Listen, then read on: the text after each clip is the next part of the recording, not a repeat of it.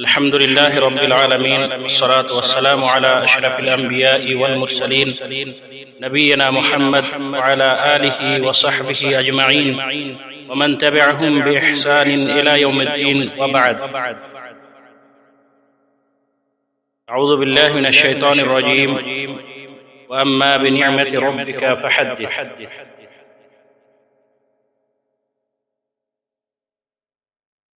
قابل احترام جناب موقر استاذ اور جامعہ ہاذا کے بانی و مؤسس فضیلت الشیخ رضوان السلفی حفظہ اللہ تعالی، کرناٹک سے تشریف فرما میرے عزیز فضیلت الدکتور ابو عمر پرویز حفظہ اللہ تعالی، اساتذہ گرامی اور سامنے بیٹھی طالبات،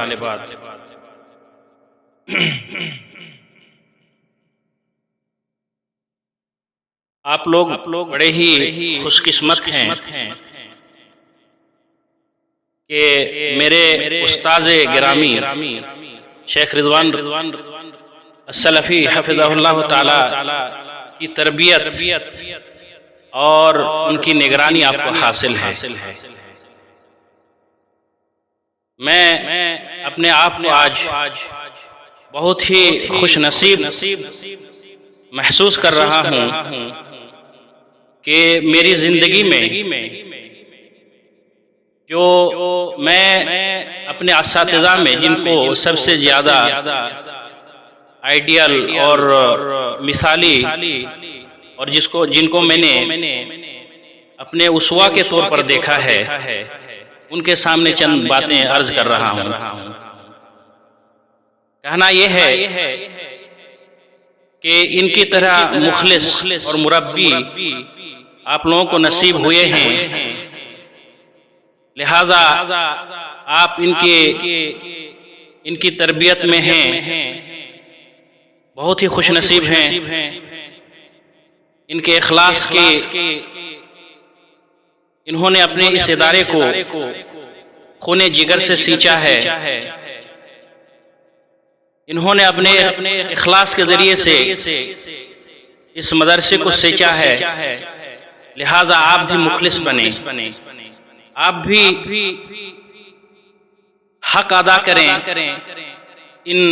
اس خلوصیت کا اور اس تربیت کا، اور جو آپ پر ذمہ داری ہے اس کو ادا کریں۔ اللہ کے رسول اللہ تبارک و تعالیٰ نے اللہ کے رسول صلی اللہ علیہ وسلم کو مخاطب کر کے فرمایا، یا ایھا الرسول بلغ ما انزل الیک، یعنی تمہیں جو پہنچایا گیا ہے تم انہیں دوسرے تک پہنچاؤ۔ لہذا آپ کو یہاں جو چیزیں پہنچائی جاتی ہے عقیدے کی صورت میں، مسائل کی صورت میں، وہ دوسروں تک پہنچائیں۔ یہی ہماری زندگی کا مشن ہے۔ ہم یہاں پڑھنے صرف وقت گزاری کے لیے نہیں آئے ہیں، بلکہ ہمارا ایک مشن ہے کہ ہم سیکھیں اور دوسرے کو سکھائیں۔ میں سمجھتا ہوں کہ اگر ہر بچی، ہر طالبہ، ایک طالبہ اگر ایک گھر کو سدھار دے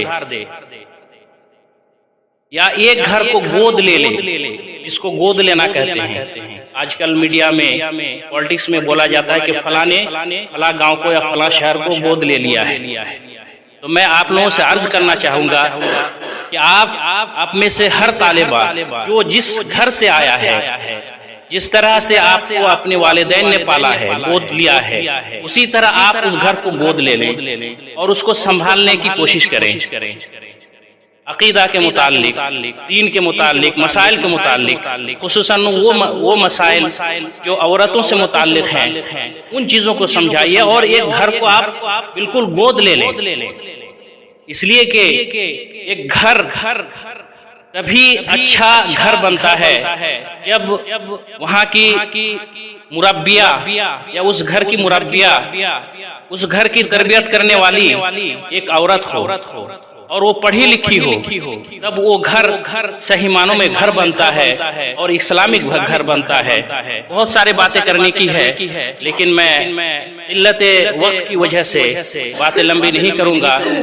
پھر سے میں میرے استاذ گرامی کا تہ دل سے شکریہ ادا کرتا ہوں، اور یہیں سے میں اپنی باتوں کو ختم کرتا ہوں۔ السلام علیکم ورحمۃ اللہ وبرکاتہ۔